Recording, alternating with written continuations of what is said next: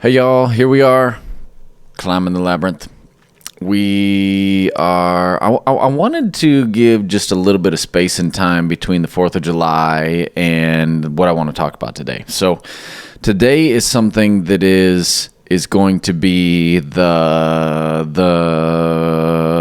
battle, the struggle, the how do we find our place in the world as especially if you're watching this and you live in the United States. So we are Christians living in the United States, and what does that mean? And the whole push from so many media sources and so many people, especially honestly, it's a lot more young people, that America is bad. And the United States is bad, and we are systemically racist, and we are systemically chauvinistic and misogynistic and any istic that you can add in there, that deep down at our core, we are a horrible, horrible place to live, and we need a huge reformation within the United States.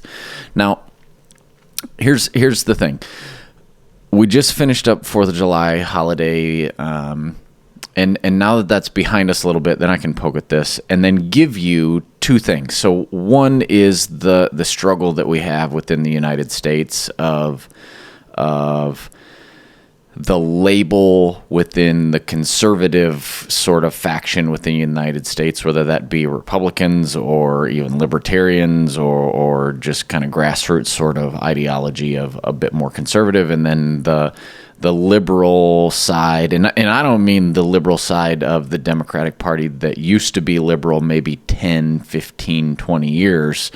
That is all very different now. The Democratic Party that was liberal for a number of years has now kind of ceased to exist and has been consumed within the oddity that is the Republican Party now. So the Democratic Party has really lost its liberal center and moved to, and I mean classical liberal center, and moved into a realm of very, very progressive. If you don't accept everything and anything, then you are out, and cancel culture reigns. And some of those symptoms we're seeing is, what does it mean to move into the next generation of people and be Americans and to be Christians living in America, where we have "In God We Trust" and do you stand for the national anthem? Do you kneel? Do you take your hat off? Do you not take your hat off? Do you cover your heart? Do you not cover your heart? All of these different things that seem to reach a boiling point. And what I've noticed, and what especially I noticed during the holiday season, was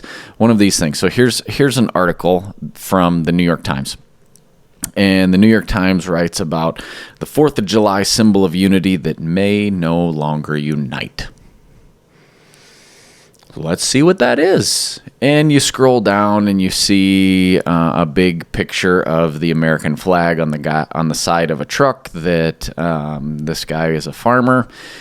And I'll give you the brief breakdown. I'm not going to go through the whole story because you're supposed to pay for the New York Times, which I didn't do, but I don't want to put all their stuff on there in case there's a copyright or something. But you can actually save the file underneath the URL to actually read it later. Some tricky savviness tricks. But this Traber Farms guy, he basically had to out himself as a liberal to people that were trying to buy his produce in order for them to buy it, because the American flag has become a propaganda tool of the right-wing conservative party. And specifically that now only people that have flags follow Donald Trump, like Donald Trump, back Donald Trump, make America great again. And the reality is I mean, hey, here, I got my 1776 T-shirt on, my We the People gun company. I don't even have any guns, but I want everybody to have that ability if they want to have guns and they actually follow the rules and stuff. And we are a people where suddenly standing up for the values that we have as a nation, that we were founded on as a nation, being different in the American colonies than the British colonies had as time morphed on from from the 1700s up until 1776 and Continental Congresses and the struggle with the British Empire that spanned the whole known world. I mean, suddenly a small little colony of people say, hey, maybe we want a little representation from ourselves. Maybe we want to be able to have a say in the things going on. And so the United States of America is birthed. And what has come to pass is people that stand for those beliefs that are written in the Constitution, things that are written in the Bill of Rights, and when you are for that, then you must be against all the other things. And so the oddity is now what so much in the liberal media wants to tell you is you can, if you are an American that flies the flag, you must be conservative. And this is, you kind of saw this at the last election where you could literally look down the street and see which of your neighbors had what political sort of little yard sign out there and which ones just flew a flag. And why is it that the Conservative Party has now become the party of, or even you could just say in broad scope, maybe the Republican Party has become the party of the American flag?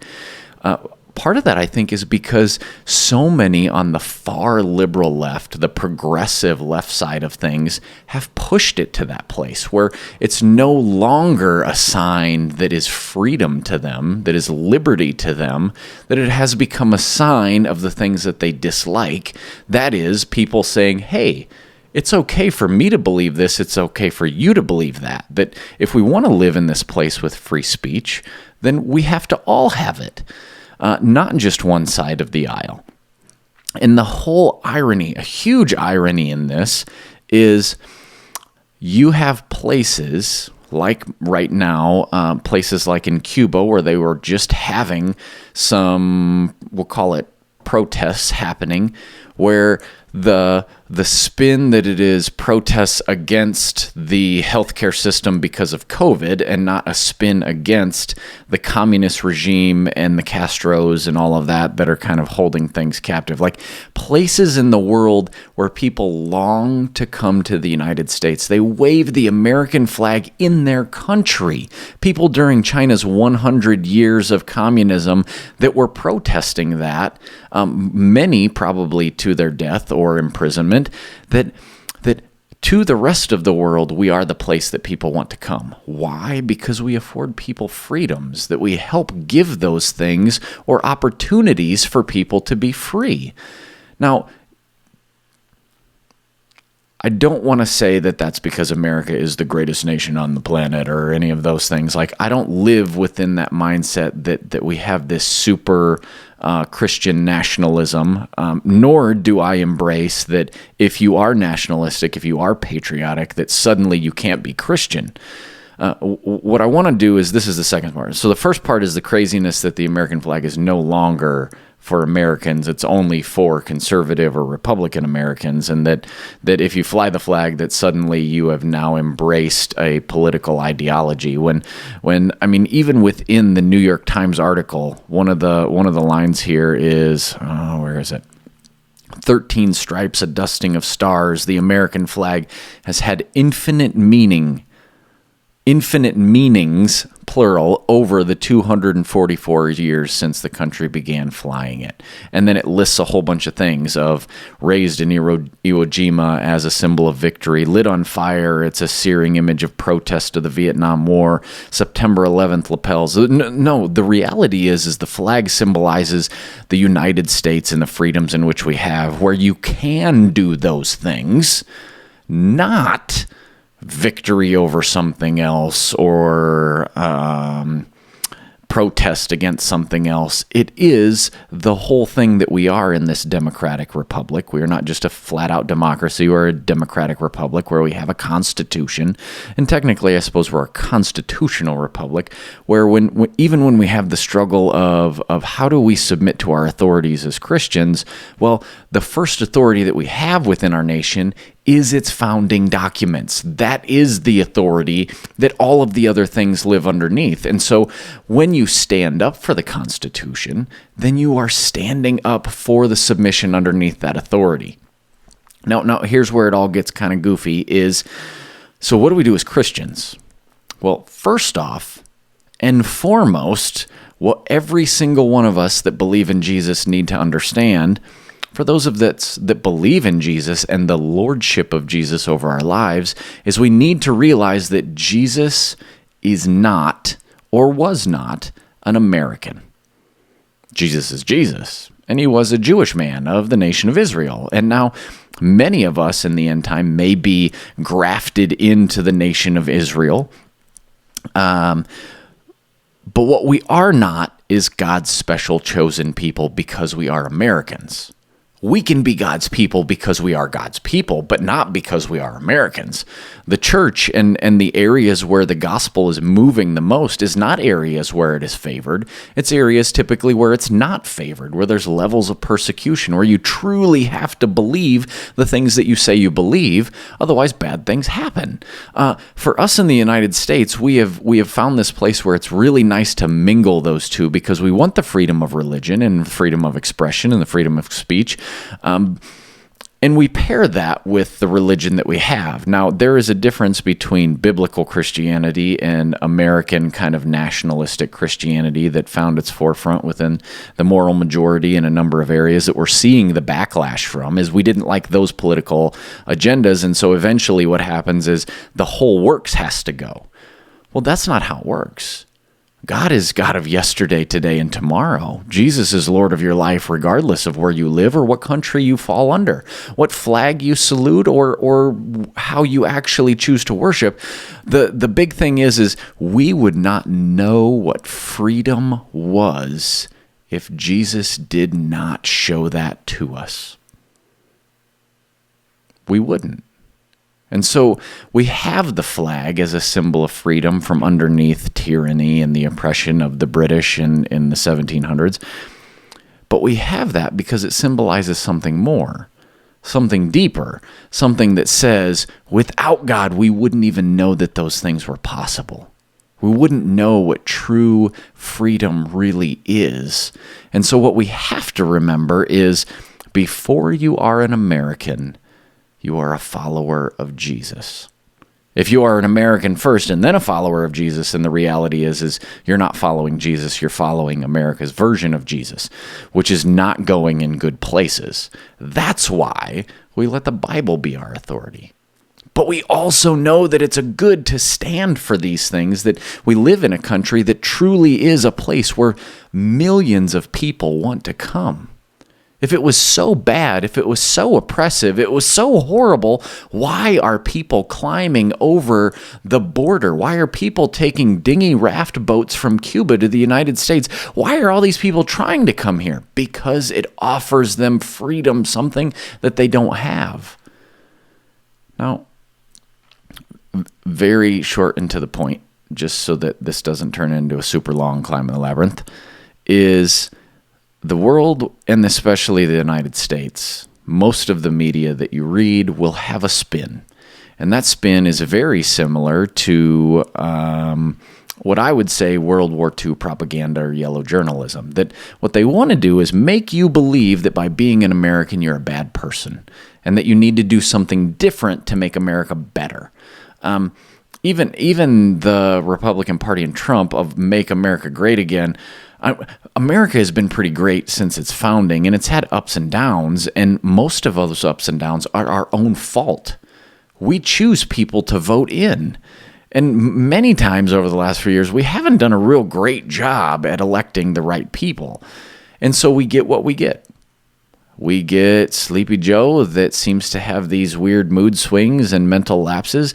We get an old guy that is a businessman that has a lot of money that doesn't really know how to play the political game, but does play the political game in a business way. And most of us don't like mean tweets, and so suddenly he's a horrible guy. And then before that, we think that Barack and Biden were the greatest administration ever, when the reality is they led to a lot of issues that we have right now. And all of that aside, we're all still Americans, and we all can have opinions because the flag flies, and we say, because of that, because of the things that people fought for, because a few colonies decided to fight against the most powerful nation on the planet in Britain in the 1700s, because they chose that to say, hey, we want some freedoms here. That is the whole reason that we can be Republicans, we can be Democrats, we can be socialists, we can be communists, we can be libertarians, we can be all of those things because we live in a nation where it is okay. Don't believe the thing that the media tells you, that being American is horrible, or being white is bad, or being male is bad, or being of whatever group is bad, or the things that you do that they don't like are bad. Here's where we are. Follow Jesus. Follow Jesus. Follow Jesus. And be thankful upon thankful that you live in the United States and you are afforded those freedoms. Now, do I often wonder whether if we lived in a place where Christianity wasn't something that was quite as favored, whether the church would begin to see some exponential growth? I do wonder that. I do wonder also if we are headed that direction, with the direction of the way that social policy is going within the United States government, of how much longer it'll be until Christians overtly are not in the majority and the favored status. Like, for years and years, they have been pushed to the fringe. And now with all of the sexual identity things going on and gender identity things and everything being pushed to the forefront, anyone with strong Christian convictions, there's going to be some tough days ahead. Why? Because they're coming for your kids. And we talked about some of that stuff last time, that if they can start to divide the family unit that carries on a faith, then they're going to make some headway. All right, we've talked enough. Here's the two quick breakdowns. One, don't believe all the things that the media tells you, that the United States is a horrible place, and feel free to fly your flag. But two, fly that knowing that it flies underneath the banner of heaven, not above. That Jesus is the Lord. That Jesus would not choose to be president because he is king of all things. So remember the lordship of Christ over top of the freedoms that you have in the United States, because he truly tells you what freedom is. He lets you experience freedom. And yeah, I think we've made it quite a ways. We're about 15 minutes in, so I got a few other things kind of on the docket that I'm thinking about doing, but we've clapped the Labyrinth a little bit more today. See y'all later.